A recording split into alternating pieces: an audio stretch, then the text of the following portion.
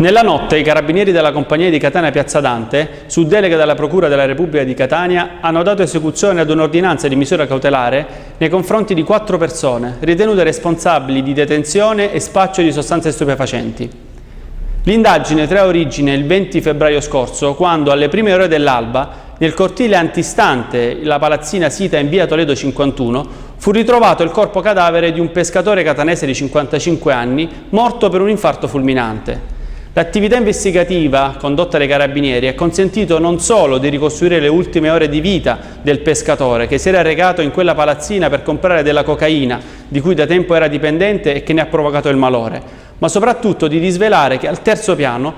aveva sede una vera e propria piazza di spaccio a conduzione familiare, gestita da 2 nuclei familiari parenti fra loro, in cui gli uomini avevano il compito di vendere al dettaglio principalmente cocaina e crack, mentre le donne avevano il compito di preparare le dosi e gestire la contabilità dell'attività illecita.